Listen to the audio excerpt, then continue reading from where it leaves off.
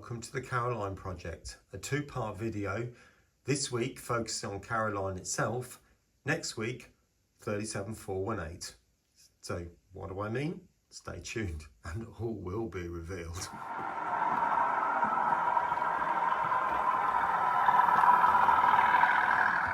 Right, well, Caroline's finally here. So this is come from Rainbow Railways. So you can see packaging that they've put in.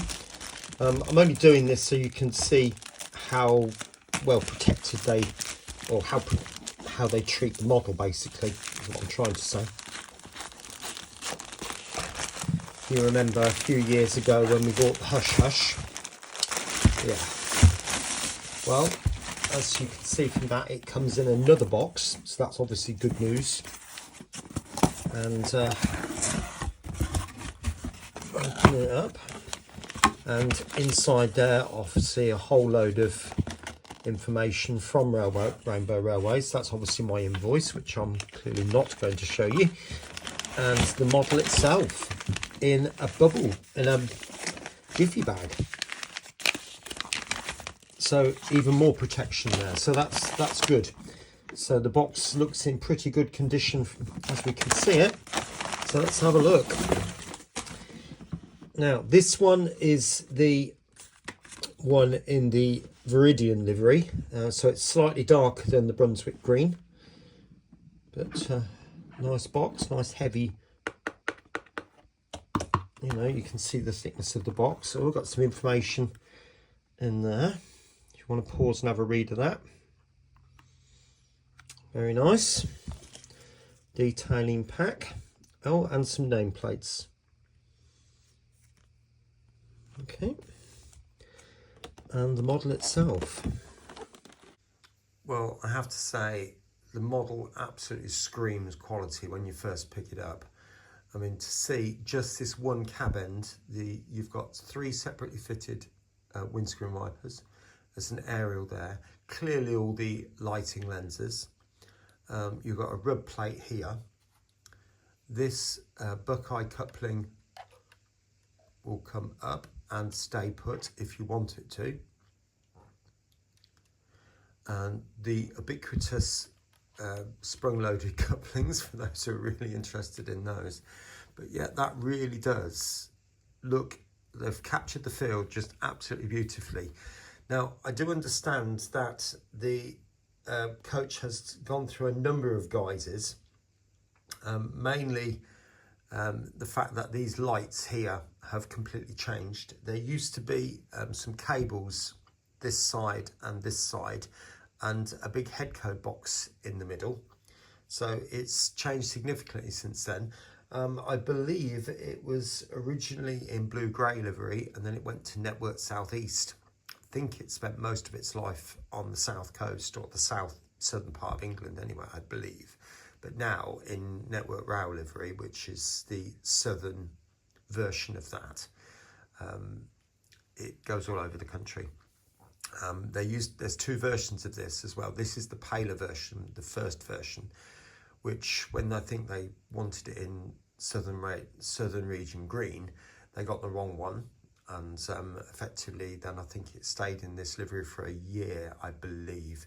And then it was repainted, I think 2015, into Brunswick green, which is ever so slightly darker. But to be honest with you, looking at pictures of the other version, I can't see an awful lot of difference. A little bit, but not much. But I am getting the N-gauge version of this, so it'll be interesting to see the colour match there, won't it? Anyway, let's carry on around the model. So, I mean, this, you've got a nicely dated panel there. I'll put a photo up so you can see that, but I'm sure you better read it. These windows are very nicely done. It's difficult to get these absolutely spot on without any bleed, but I can't see any bleed on there. And you've got a sign there, which I can't read, I'll be honest. I think it's no smoking, but I might be wrong. And warning flashes there. I mean, even the nameplate is very nicely done, but I do get some etched versions which will be fitted. Separately fitted handrails just there, although those ones are moulded by the looks of it. But yeah, very nicely done. Looking at the bottoms, or the bottom of the battery boxes, Again, you've got some nice information, very crisply printed underneath there. In fact, looking at the bogers as well, the bogers are not too bad. They do look moulded, I'll be honest, but they look fine. They're absolutely fine with that.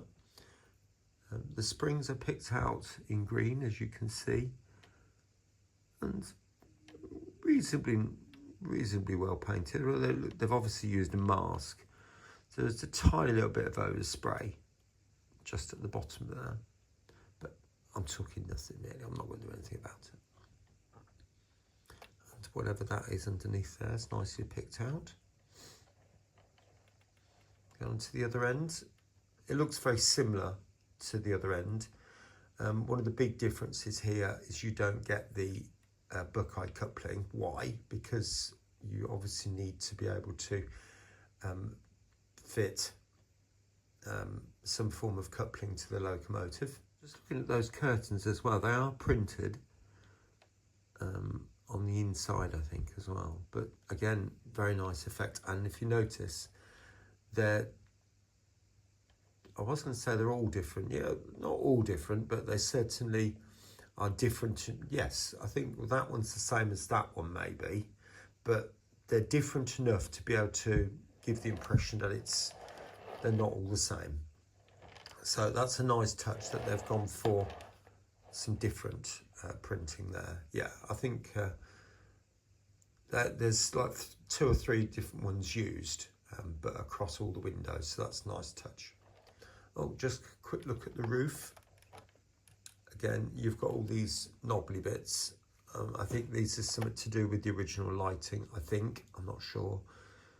And that must be something to do with the kitchen.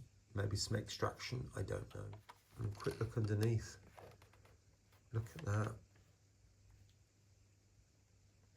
They didn't have to go to this amount of detail. The fact that the bottom of the body is ribbed, and the fact that they've put these cells in there, very nicely done. They didn't have to pick it out in red, but yeah, you can see what I mean. I mean, there's ribbing on the side of there as well. Moulded detail would have been absolutely fine there, but no, they've gone to the extra mile on that one, which is really nice. Right, so onto the decoder fitting now. In the manual, it talks about your chosen 21-pin decoder and doesn't give any indication whatsoever of which type of decoder you should go for. In other words, how many functions. So prior to this filming, I put in what I think was a Hatton's decoder. I think, I might be wrong, and some of the functions didn't work. Now, that doesn't mean there's anything wrong with the model. It means that some of the functions didn't work with that decoder.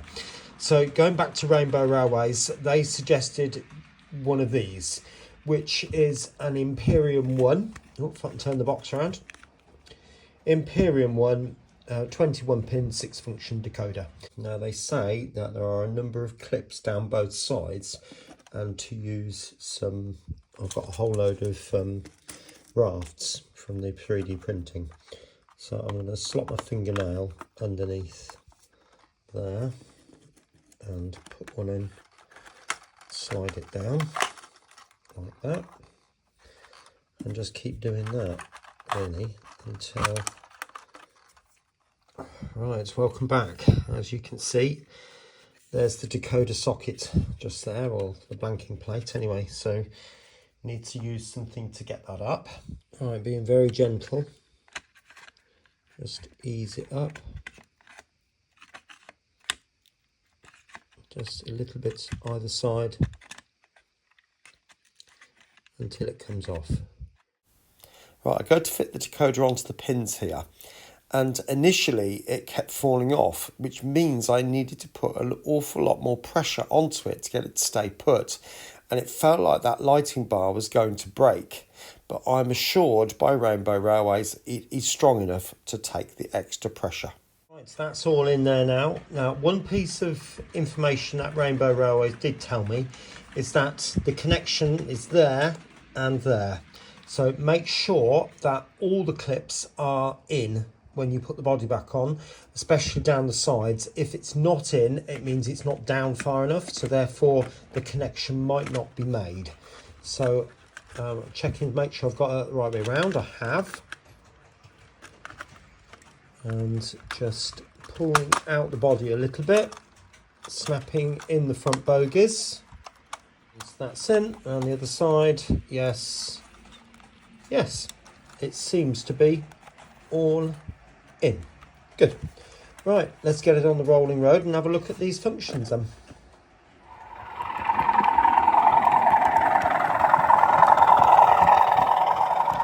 Welcome back.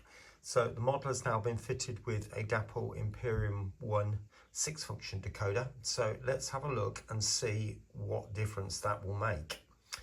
So I've got my file set up on the Z21, as you can see there, and there are 5 functions available. I'm going to put it down on the floor so it's easily seen. Now, if I press function 0, I obviously get lights there. So you can see on the model, just there, and also in the mirror, hopefully at the back there. Okay.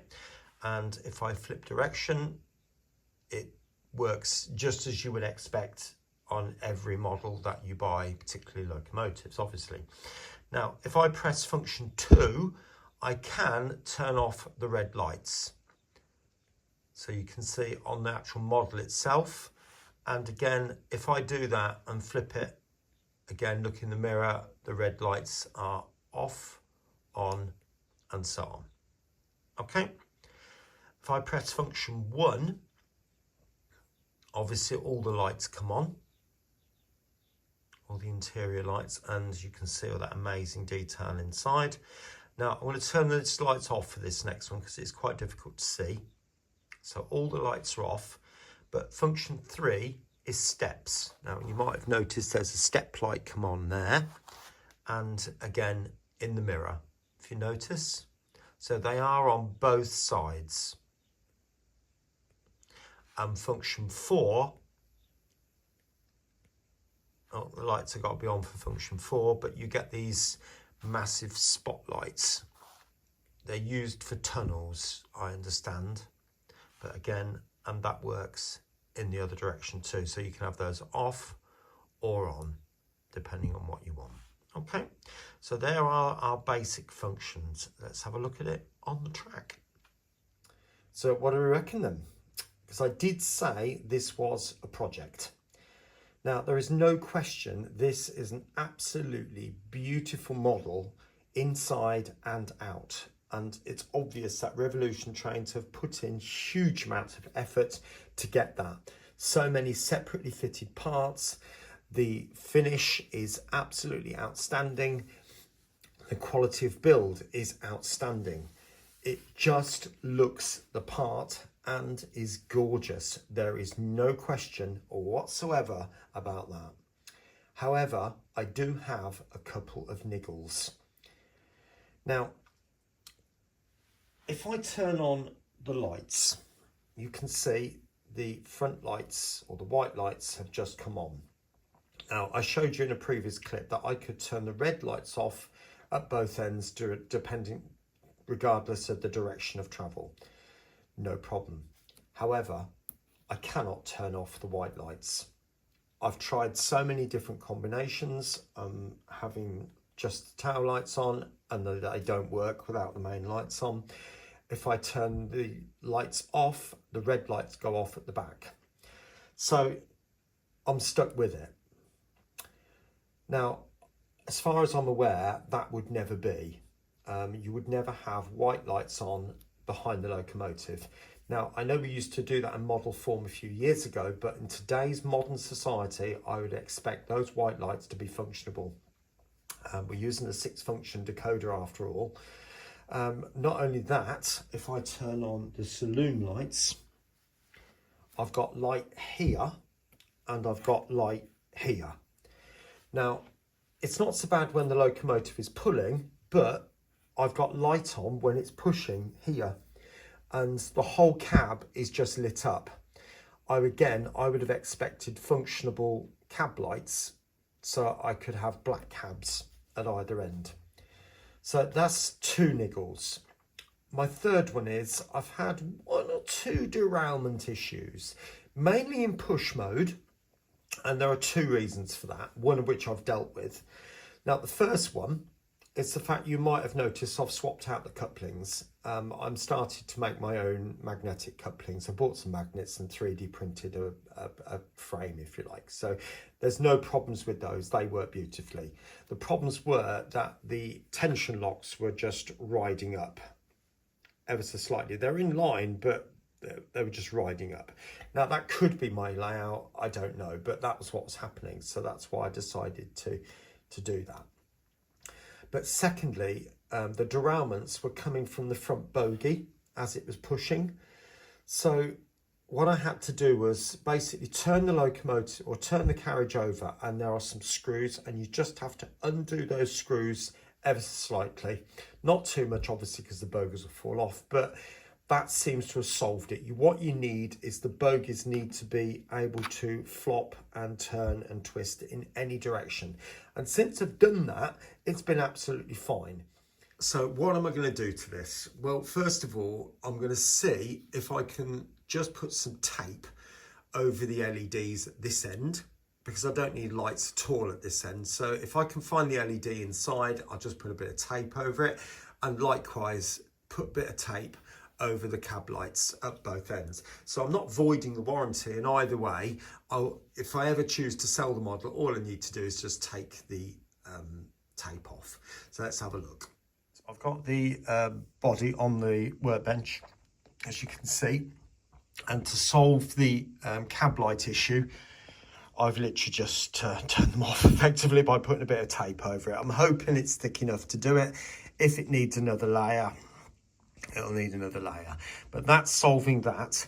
But if you look at the end where the lights go, now that panel in there is where the lights are, and I'm certainly not going to be taking that apart.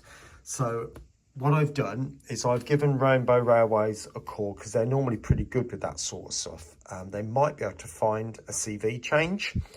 And I spoke to a guy up there who said he would talk to Mark, I believe his name is. And if there's a solution, I will get back to you and I'll tell you how to turn them off if it's possible. Okay, speak to you later. Hopefully you can make these out, but these are the accessories you get with Caroline. So obviously a couple of nameplates just there. You do get another Buckeye coupling as well, which is hinged, so you can put that on if you want to.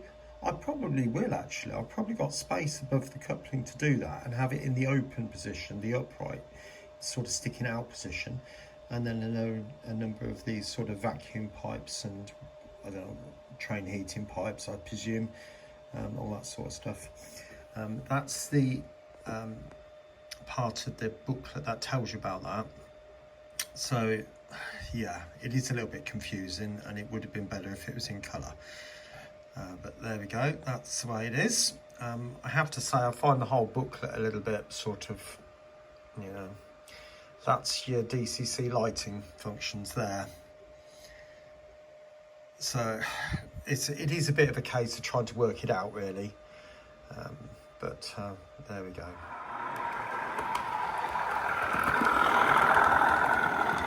Just thought I'd show you where I am so far. So as you can see, I've now put in all the people. These are just cheap Chinese figures and completely repainted. So I think they've turned out quite nicely, and so I'm quite pleased with that. I did need to adjust a few of them to get into the seats. A few of the people are quite narrow, which is quite nice. The driver at this end,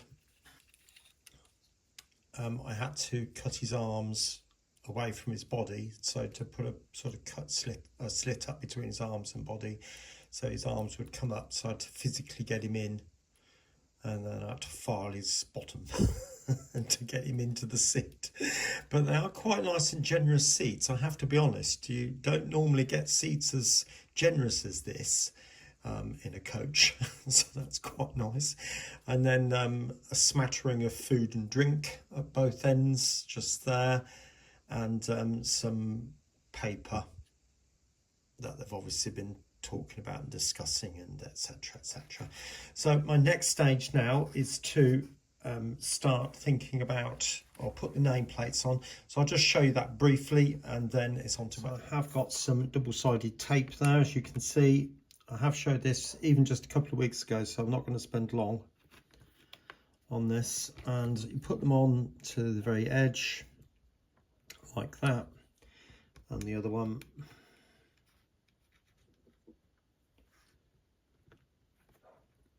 like that. It doesn't matter if it's not completely covered, to be honest with you. Now I'm going to whip around that with the scalpel. So holding it very gently, I'm just going to use the edge of that drill bit.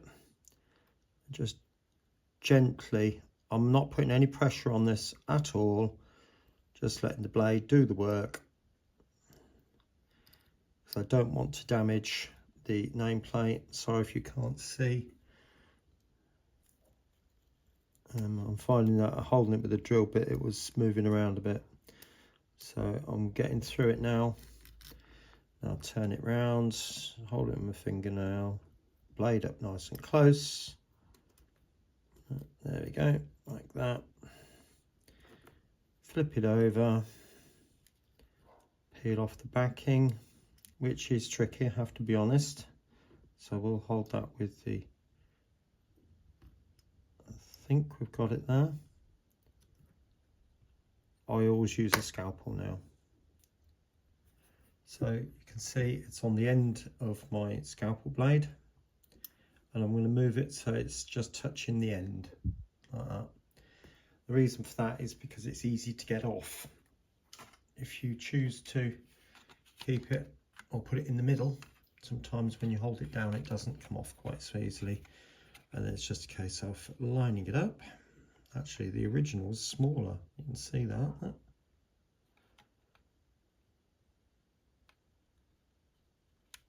And just make sure it's in line, like so. Okay, so I'll do the other one and I'll show you in a bit. Right, now for the weathering, I could use an airbrush for this. I've got one, as you've probably seen many times in the past, but I'm not going to use it on this occasion, purely because it's just basically the chassis. Looking at photographs of the real thing, it looks as if it's kept incredibly clean. So it really is only going to be the buffer beams on both ends, the bogies, battery boxes, that type of thing. And even then, it's not that dirty, to be honest. So it's going to be a light weathering. So I'm going to be using some greys just to tone the black down a little bit. And some of that, it's purely, if I'd got the precision paints, I would use rail match colours, but they're not ever so easy to get a hold of where I am. I know I can order them on the internet, but my local shop sells them, but the roof dirt, track grime, all those sort of colours seem to sell out quickly, and he doesn't stock so quickly either. Bless his heart. Anyway, so moving on, let's take a brush. Now I'm going to wet it first. I'm not going to have this very, very thick by any means. So I'm just going to put a bit on the brush and water it down. And then it's just a case of literally just flicking over a little bit over those pipes there, just to tone them down a little bit. And I'm going to go up and down on there like that. I'll come back to that shortly. Again, just a little bit. It's just to give the impression of dirt. That's all it's to do. And so I'll go in there again. I'll go around with the grey first. Again, it's all dry brushing, so to speak. So lifting that up, just going to go over the rub plate and just touch that, and that coupling there, again just touching it, and that sort of thing. Okay, Next, I'm going to do the brownie colour. So I am doing that frame underneath, those bits there, this bogey, trying to hold it and at the same time. Now all I'm going to do is just like that type of action. That back buffer beam will need to be done. Right in there. A little bit of, right, that's finished now, so a bit more brown. Just a tiny little bit there. And got to be careful. Oops, that's too much. And a little bit on there, like that. Again, if you put too much on, you can just sort of wipe it off. It's not a big issue. And then the last one, just sort of flick up and down. I think I've gone around the whole thing. So for weathering, I know it's a real quick job. I'll just check, see if I've any bits I've missed that you're likely to see, like the edges of boxes and things like that. Yeah, there's one there, that sort of thing. But other than that, that's pretty much it, to be honest. All right, I'll catch you shortly. Right, so that's the model done. Now, I've been in touch with the Rainbow Railways, just to let you know, and they were suggesting, if you look at the model just down there, it's not coming out ever so clear there, there are some dip switches there, 1, 2, 3, 4, and then it says on and 1. Yeah, so KE. So 1 and 2 go to on, 3 and 4 go to KE. But those 4 dip switches are the same as the DCC functions. So 0 is your front lights and your headlights. 1 is your interior lights, cabin lights. 2 is the turning off of the red lights at the back, the rear tail lights. And 4 is the lights here. So what I experimented was turning off number 1, and of course neither of the front lights work. I could, by turning function 1 on the Z21, I could get the tail lights to work and I could get these lights to work. So that would be a solution if you want to pull Caroline and just have the tail lights on. You could turn the front lights off that way, but under DCC control, nah, it's either on or off, I think. So I'll see what I can do. Otherwise I'll keep investigating. If I hear anything I'll let you know, but otherwise I think it's just the front lights have to be on. But with regard to the cab lights, as you can see even from just this one end, how much better that looks with just a piece of tape over it. And it looks like the driver's got somewhere to, you know, to control the train, if you like. It's hard to see from this end, but they're off, I promise.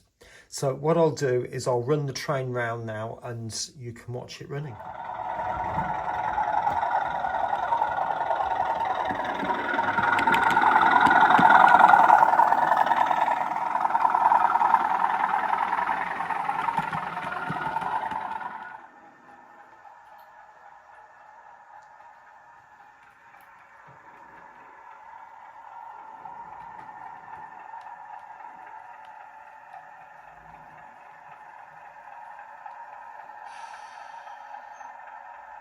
So what do I think now after all the work has been done to it? So what has been done to it? Well, the obvious thing is I fitted the detailing pack, which you might just be able to make out at the front of the train just there. So weren't much to do, I'll be honest, but there were a few vacuum pipes to put in just down there. The coupling did fit at the far end as well, so I've put that on, and it was pretty much done. The nameplates were put on as well, so that's about it really for the detailing pack. Most of the work, to be honest, has been done inside, so I have put driver figures in, and obviously people in every seat. You might have saw there was one particular lady who came a bit late and found that all her seats had been taken, which was a bit disappointing for her, but never mind, that's the way life is sometimes. But I've also tried to 3D print some food as well. It was quite tough. The printer didn't really like it, but hopefully I've managed to create enough blobs with paint and stuff to make it look reasonably convincing that it is a plate of food. But other than that, weathering around, which you saw. Now, what do I think after all this has been done? Apart from the obvious issue with the front lights, I'm over the moon with it. I really am. I solved the problem with the cab light, and that was literally just put a piece of tape over the LED. I hope you saw that. And that has worked. Now, I did show you a little bit with regard to the dip switches, and again that didn't really make a lot of difference, to be honest with you, but I'll keep investigating. If I decide to run this train the other direction in pull mode, I might just flip it over and just do the dip switch, which might be the easiest option, but there's possibly a CV which controls one end or the other, I don't know, or controls that particular light. Again, I don't know. Function 0. I'll have a look at the DCC decoder manual for the DAPOL decoder and see if there's anything that we can do with that. It might be just an easy CV change. But other than that, I hope you've enjoyed this video, and next week we'll be looking at the 37, and that will be 37418, and I'm not going to give you any clues to what that's going to be about, so you'll just have to wonder in wait, I'm afraid. Sunday, I'm going to reveal Dinting Station. It is completed now, and I will also be discussing what comes next and the issues that are involved with that. So enjoy, and I'll catch you again very, very soon here on Piccadilly Model Railways. Take care of yourself, and bye for now.